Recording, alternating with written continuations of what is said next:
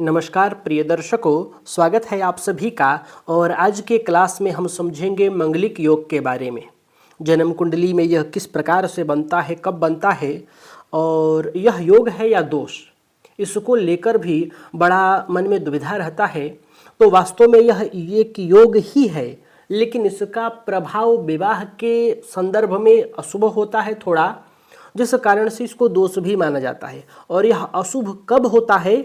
जब दो लोगों में से एक की कुंडली में हो और दूसरे की कुंडली में न हो और उनका विवाह हो जाए आपस में, तब यह अशुभ बन जाता है, जिस कारण से इसको दोष भी कहा जाता है। वास्तव में यह एक मंगल ग्रह से बनने वाला योग है। यह योग कैसे बनता है और यदि किसी के कुंडली में बना हुआ है तो उसके लिए उपाय क्या है, निदान क्या है, इसका अपवाद क्या है, और कुंडली में मांगलिक योग बनने के बाद इसकी भंग वाली स्थिति क्या है, किस प्रकार से स्थितियां बनेंगी कि मंगल मांगलिक योग बनाते हुए भी उसका प्रभाव खत्म हो जाए, जिसको कहते हैं दोष भंग योग। यानी जो मांगलिक स्थिति होगी उसका अपवाद परिहार क्या है। आइए समझते हैं सबसे पहले मांगलिक योग के बारे में। तीन बातें समझेंगे आज के क्लास में इन तीन श्लोकों के माध्यम से। पहला है मांगलिक योग बनेगा कैसे, किन स्थितियों में मांगलिक योग बनता है। दूसरा है इसका अपवाद, यानी मांगलिक योग बना हो तो इसके अशुभ परिणाम क्या होंगे और अशुभ परिणामों को खत्म कैसे किया जा सकता है, इसका विकल्प क्या है। तीसरा श्लोक है कि मांगलिक योग बन रहा हो तो वह भंग किस स्थितियों में हो जाता है। यानी कि मांगलिक दोष तो बन रहा है कुंडली में, लेकिन यदि कुछ ऐसे ग्रह स्थितियां भी बन जाती हैं जिसके कारण वह दोष नहीं माना जाता है, मांगलिक योग नहीं माना जाता है, तो ये तीसरे श्लोक में समझेंगे। हालांकि यही एकमात्र श्लोक नहीं है, इसके अलावा भी बहुत सारे श्लोक हैं मांगलिक भंग को लेकर, जिसको आगे आने वाले दिनों में मैं धीरे धीरे आप लोगों को बताऊंगा। आज यह एक ही श्लोक समझेंगे भंग के संदर्भ में। सबसे पहले देखिए इस श्लोक को, लग्ने व्यये च पाताले, लग्ने व्यये च पाताले जामित्रे चाष्टमे कुजे कन्या भरतु विनाशाय भरता कन्या विनाशकः। अब आप नीचे के ये दो लाइन समझिए तो आपको समझ में आ जाएगा कि यह दोष क्यों माना जाता है। ऊपर वाला जो दो श्लोक है, जो दो लाइन है, वह मांगलिक योग को बता रहा है कि मांगलिक योग कैसे बनता है, किन स्थितियों में बनता है।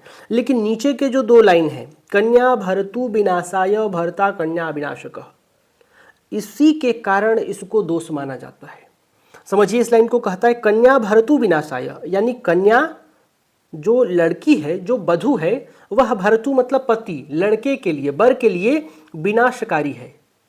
और भरता कन्या विनाशकः, भरता मतलब जो वर है, जो पति है, वह पत्नी के लिए, कन्या के लिए विनाशकारी है।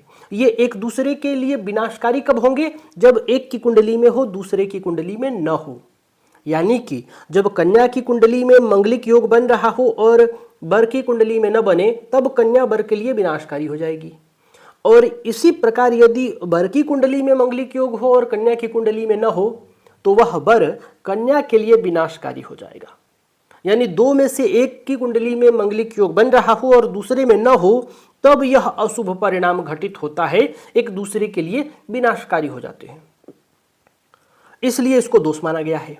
अब आइए समझते हैं सबसे पहले कि ये बनता कब है। तो कहा लग्ने व्यये च पाताले जामित्री चाष्टमे कुजे। लग्ने यानी जन्म कुंडली के लग्न भाव में, कौन?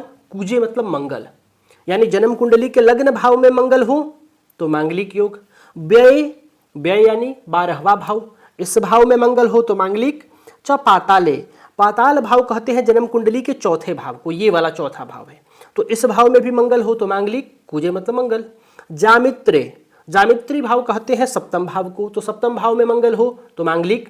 च मतलब और अष्टमे मतलब अष्टम भाव में, ये वाला जो भाव है, इस भाव में मंगल हो तो मांगलिक। तो यही पूरा श्लोक हो जाता है, लग्ने व्यये च पाताले जामित्रे चाष्टमे कुजे कन्या भरतु विनाशाय भरता कन्या विनाशकः।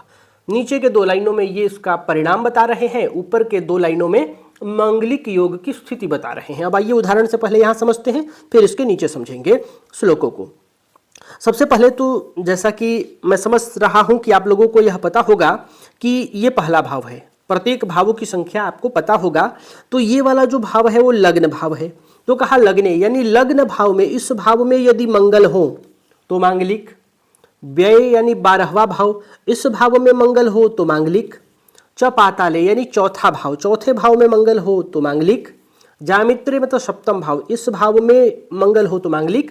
च अष्टमे यानी 8वें भाव में मंगल हो तो मांगलिक। यानी कुंडली के 12 भावों में इन 5 भावों में यदि मंगल हो तो जातक मांगलिक हो जाता है। ये लग्न वाला भाव है।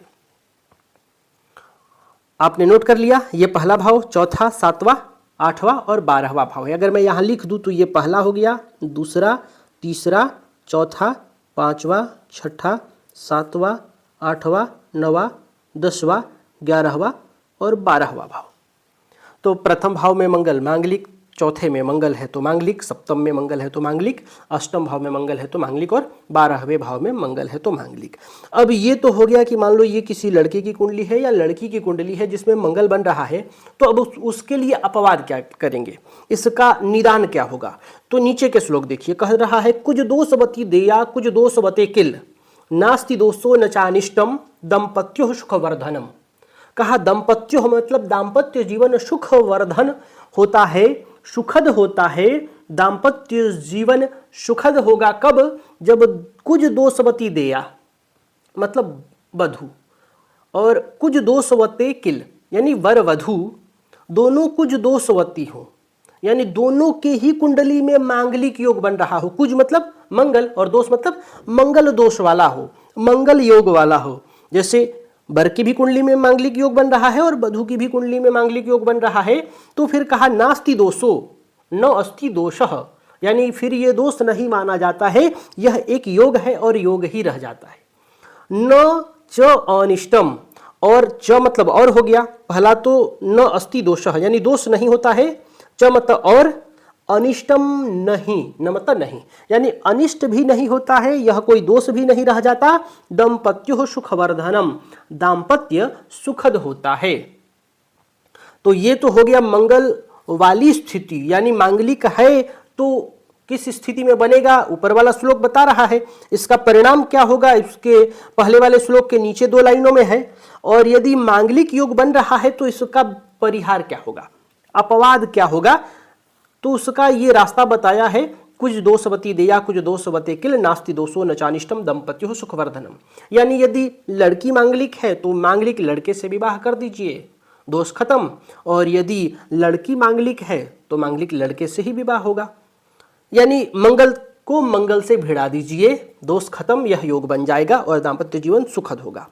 अब आइए समझते हैं कि यदि मांगलिक कुंडली है, चाहे वह जातक की है चाहे जातिका की, जन्म कुंडली में मंगल की स्थिति मांगलिक वाले भाव में भी है और मंगल मांगलिक बना रहे हैं, तो कुछ ऐसी स्थितियां होती हैं जिनके कारण वह दोष खुद ही खत्म हो जाता है। यानी मांगलिक वाली स्थितियां बन रही हैं, लेकिन अगर भंग हो रहा है तो फिर उस जातक या जातिका का सामान्य के साथ विवाह हो सकता है, यानी उसके लिए मांगलिक ढूंढने की जरूरत नहीं है। मान लीजिए ये वर की कुंडली है, मांगलिक है और मांगलिक भंग हो रहा है तो सामान्य यानी बिना मांगलिक वाली लड़की से विवाह हो सकता है। और यदि किसी लड़की की कुंडली है, मांगलिक भंग हो रहा है, तो बिना मांगलिक वाले लड़के से विवाह हो सकता है। तो ये भंग कैसे होता है, सबसे सरल सूत्र यहाँ देखिए, ये कोई लास्ट सूत्र नहीं है, इसके अलावा भी बहुत सारी सूत्र हैं ज्योतिष शास्त्र में जो मांगलिक भंग के संदर्भ में है। आगे मैं एक एक करके वह सब आपको बताऊंगा। सबसे पहले यह सूत्र देखिए, और ये यदि घटित हो जाता है तो ये आपको दिख रहा है मंगल की स्थिति, ये मांगलिक भंग हो जाएगा। कहा न मंगली चंद्र भृगु द्वितीय, जन्म कुंडली के द्वितीय यानी दूसरे भाव में ये भाव है। ये जो हमने यहाँ 2 लिखा है ये भाव के लिए लिखा है, न कि राशि है। तो कहा न मंगली मतलब मंगली नहीं माना जाता है, कब, चंद्र भृगु द्वितीय, यानी चंद्र ग्रह और भृगु कहते हैं शुक्र ग्रह को। तो यदि जन्म कुंडली के दूसरे भाव में चंद्र ग्रह और शुक्र ग्रह बैठे हो, दोनों एक साथ हो, यहाँ चंद्र और शुक्र, तो न मंगली, मंगल नहीं होता है, इसको मांगलिक नहीं माना जाएगा, चाहे अब मंगल कहीं पर भी बैठे हो इन 5 भावों में से।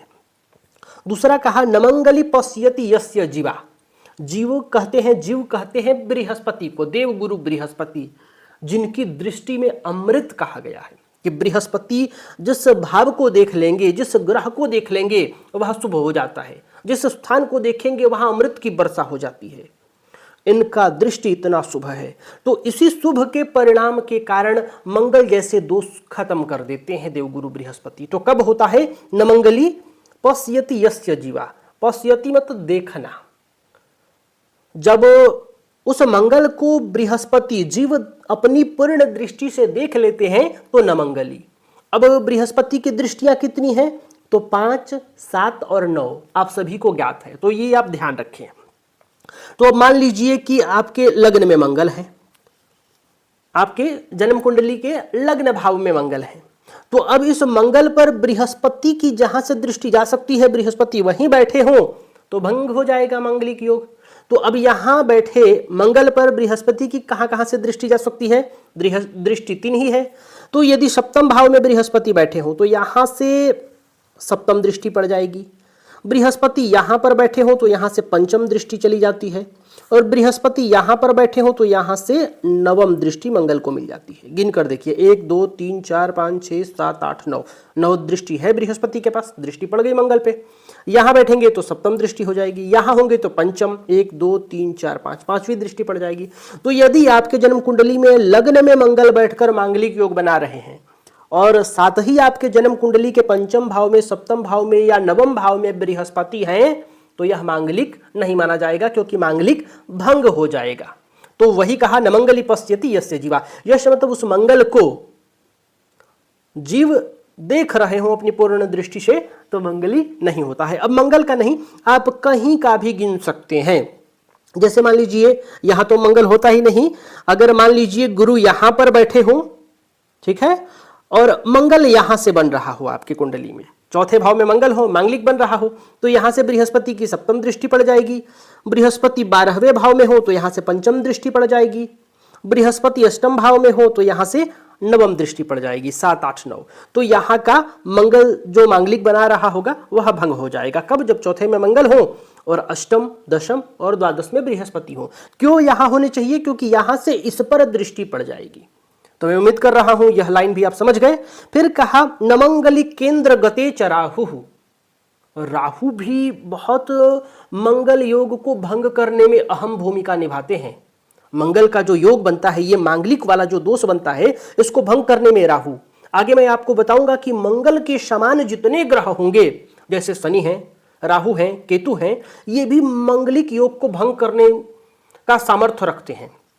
तो कहा कि केंद्र गते च राहु, यानी जन्म कुंडली के केंद्र में कहीं पर भी राहु बैठ जाएं, फिर कोई स्थिति नहीं देखनी है, मांगलिक भंग तो भंग है। अब केंद्र भाव कौन कौन सा है? तो पहला है, पहला भाव, चौथा भाव, 7वां भाव और 10वां भाव। यानी इन 4 भावों में से कहीं पर भी आपको राहु दिखे, और यदि आपकी कुंडली में मांगलिक योग बन रहा है, यानी मंगल 12वें में हो, लग्न में हो, चौथे में हो, सप्तम में हो या अष्टम में हो, तो मांगलिक होगा। अब इन मांगलिक स्थिति के बाद आपको दिखाई पड़े कि आपके लग्न में ही राहु हैं, या चौथे भाव में राहु हैं, या सप्तम भाव में राहु हैं, या दशम भाव में राहु हैं, तो मांगलिक खत्म, मांगलिक दोष भंग हो जाएगा। मंगल का प्रभाव नहीं माना जाएगा, बिना मांगलिक वर वधू से विवाह होगा। तो यही कहा नमंगली केंद्र गते च राहु। इसके बाद कह रहे हैं नमंगली मंगल राहु योगे। मंगल राहु योगे यानी मंगल के साथ राहु हो, जहां मंगल, तो देखिए 5 भाव में ही मंगल मांगलिक बनाते हैं, जिनमें से 3 भाव तो केंद्र के ही हो गए। तो यदि राहु केंद्र में हो तो स्वतः ही भंग हो जाएगा। इसके अलावा 12वें में यदि मंगल हो और यहीं राहु बैठे हो तो मांगलिक खत्म। अष्टम भाव में मंगल हो, मांगलिक बना रहे हो और यहीं राहु बैठ जाए तो मांगलिक दोष खत्म। इसके अलावा तो साथ बैठेंगे तो ये केंद्रगत भी हो जाएंगे। तो मंगल के साथ राहु बैठे हो या राहु केंद्र में हो तो मांगलिक दोष खत्म। मंगल को बृहस्पति अपनी पूर्ण दृष्टि से देख ले तो मांगलिक दोष खत्म। या दूसरे भाव में चंद्र और शुक्र दोनों एक साथ, अब ये एक ग्रह नहीं कहा, चंद्र भृगु द्वितीय कहा है, यानी चंद्रमा भी हो और भृगु भी हो, यानी शुक्र ग्रह हो, दैत्य गुरु भी हो, तो न मंगली, यानी मांगलिक दोष खत्म हो जाता है। तो प्रिय दर्शकों, मैं उम्मीद कर रहा हूं कि यह श्लोक आप समझे होंगे। मैं आगे आने वाले दिनों में मांगलिक योग भंग होने का इसके अलावा भी बहुत सारे श्लोक आपको बताऊंगा और उदाहरण के साथ आपको बताऊंगा। मात्र यही एक श्लोक नहीं है जिससे मांगलिक योग भंग होता है। तो यदि मांगलिक योग भंग हो जाता है तो आप बिना मांगलिक वर वधू से विवाह आपका होना चाहिए, वही शास्त्र सम्मत है। क्योंकि मांगलिक के कारण कन्या भर्तु विनाशाय भर्ता कन्या विनाशक, ये बड़ा अशुभ प्रभाव होता है। तो मेलापक में यानी अष्टकूट मिलान में जो 36 गुणों का मिलान होता है, 36 अंक का मिलान होता है, उसमें 8 प्रकार के वर्ण वश्य तारा ग्रह मैत्री नाड़ी आदि जो मिलान किया जाता है, उसके बाद मेलापक में मांगलिक योग का गंभीरता से विचार करना चाहिए, क्योंकि यहाँ 2 जिंदगियों की बात होती है। तो प्रिय दर्शकों, आज के लिए बस इतना ही। तब तक के लिए हमें अनुमति दीजिए। नमस्कार।